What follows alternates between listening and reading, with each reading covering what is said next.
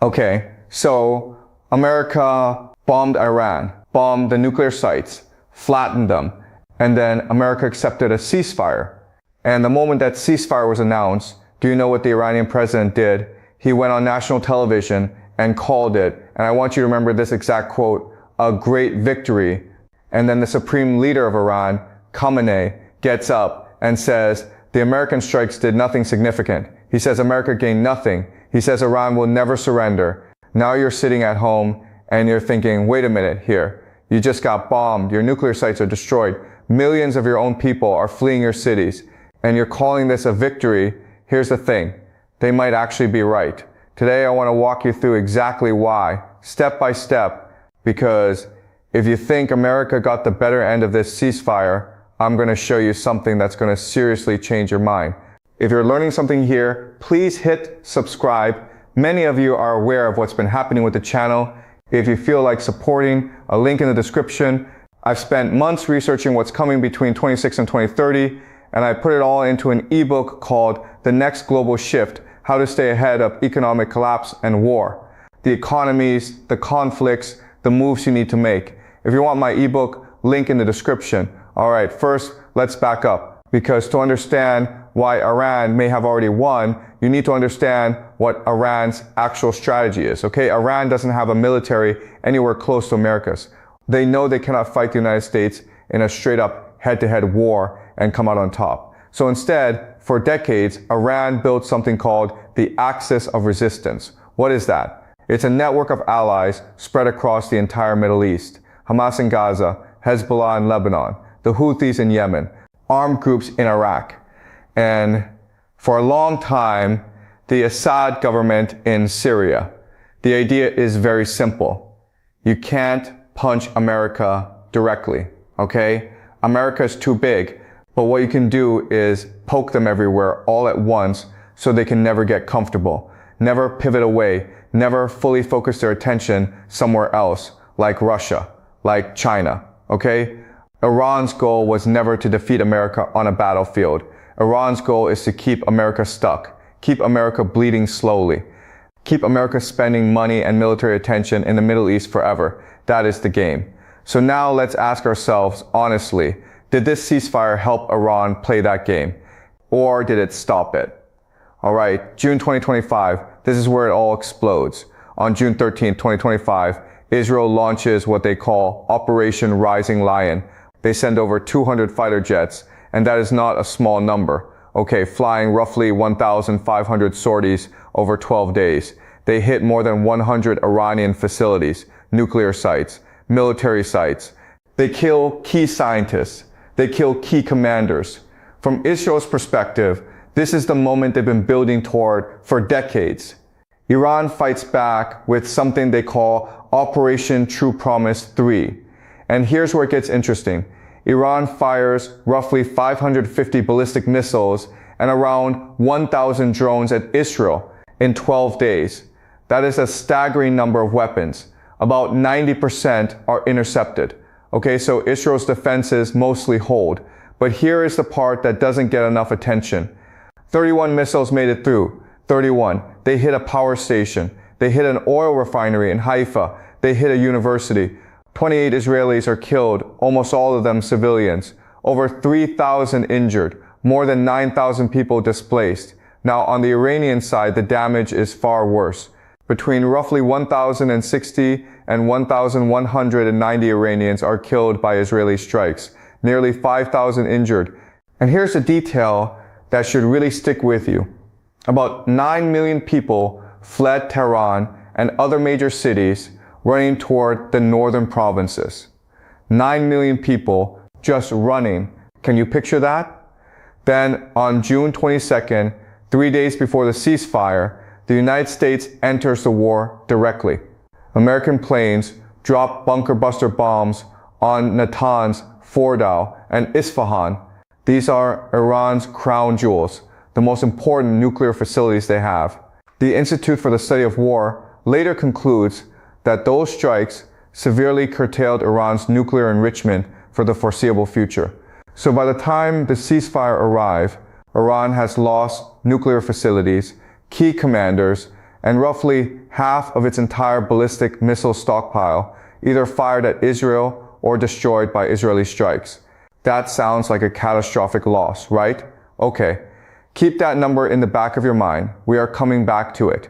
Now here is where it gets genuinely remarkable, because a ceasefire itself is almost a film. On June 23rd, Iran fires 14 missiles at Al-Udeid Air Base in Qatar, one of the most important American bases in the entire Middle East. No one is killed. And do you know what Trump does?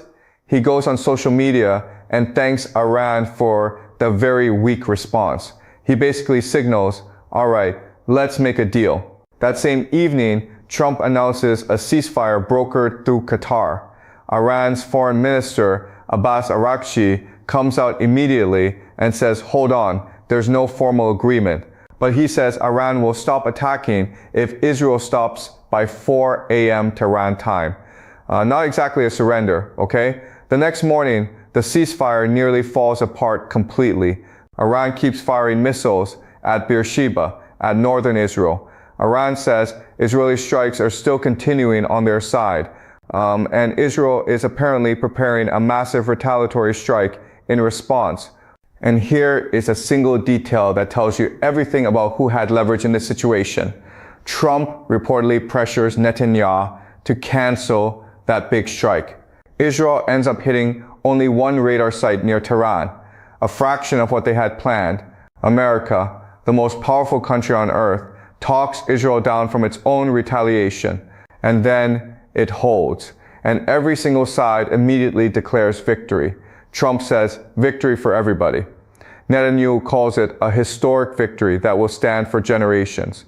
And Pezeshkian, the Iranian president, says, great victory. And Khamenei says, America gained nothing.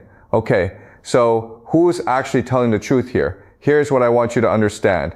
Winning a war is not just about who loses more soldiers or whose buildings get blown up more. Okay, that is not how it works in the modern world. Number one, the regime survived. And survival is the whole game for Iran. Israel and America went in with an explicit goal: destroy Iran's nuclear capabilities, devastate its military. They did serious damage, no question about that. But the Islamic Republic of Iran is still standing. Khamenei is still in charge. The government did not collapse.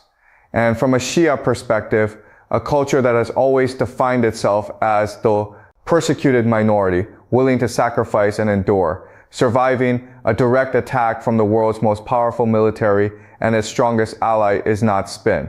That is victory. That is genuinely how they understand the world. You understand? Number two, Iran flipped the nuclear oversight story on its head. After the ceasefire, Iran's parliament votes to end all cooperation with the IAEA, the international nuclear watchdog. Iran signals it may leave the nuclear non-proliferation treaty entirely. Think about what that means. Iran entered this conflict with a damaged nuclear program, and it exits the conflict with less international oversight than it had before. In the long run, how is that a loss for Iran's nuclear ambitions? Number three, look at what happened to the American story of leaving the Middle East.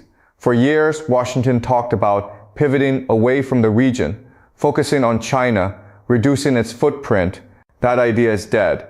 By 2024, the United States already had more than 10,000 troops spread across Bahrain, Iraq, Israel, Jordan, Kuwait, Qatar, Saudi Arabia, and beyond, plus 2 aircraft carrier groups.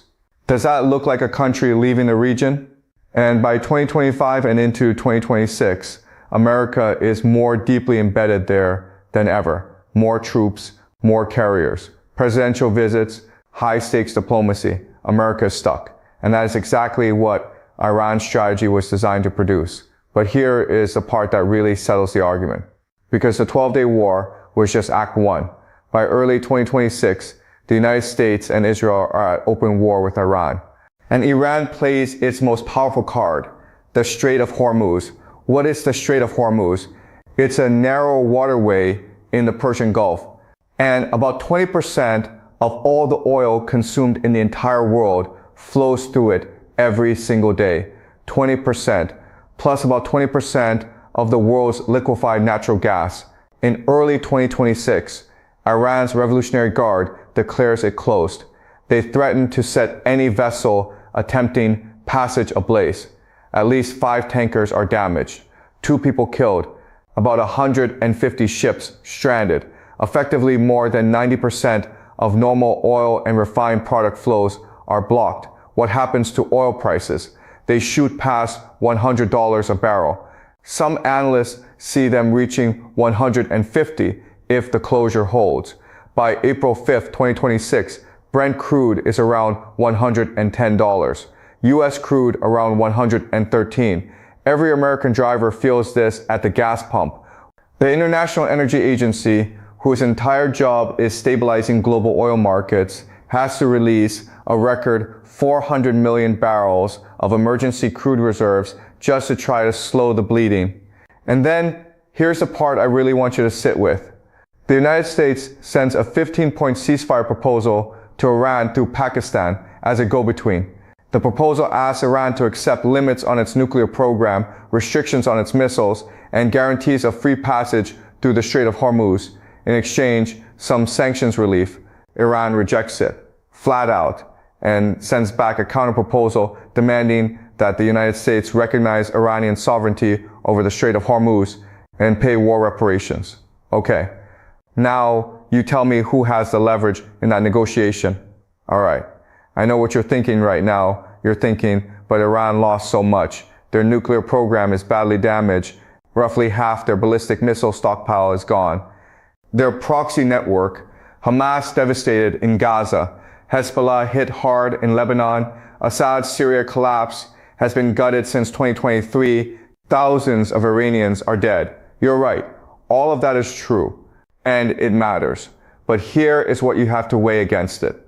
6 American soldiers are killed in the 2026 war.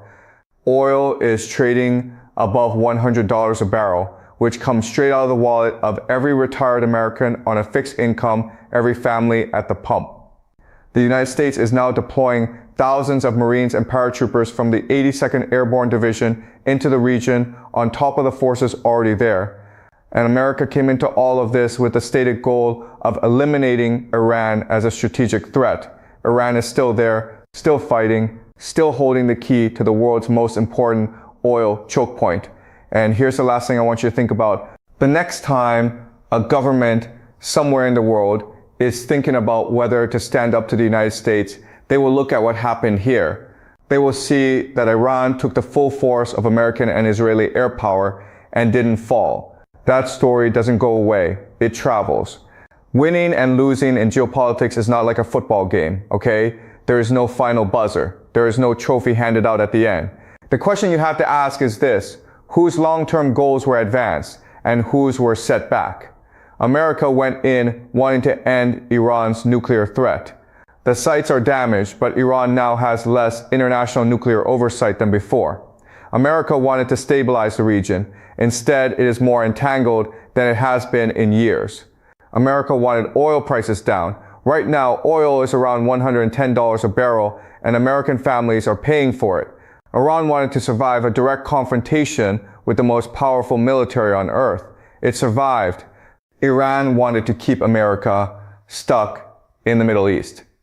America is more stuck than before. Iran wanted to show the world that simply being stronger doesn't mean you automatically win. That message has been sent. Now, I'm not saying this is over. The war is still going. There are very real questions about whether the Iranian economy and its people can absorb the long-term damage, whether the axis of resistance can rebuild, whether the regime itself can hold together under the pressure. But the ceasefire America accepted, the terms Iran is now demanding in exchange for peace, the oil prices hitting American households right now, that does not look like the picture of a country that lost. This is the video today. If you want my ebook, link in the description. See you later.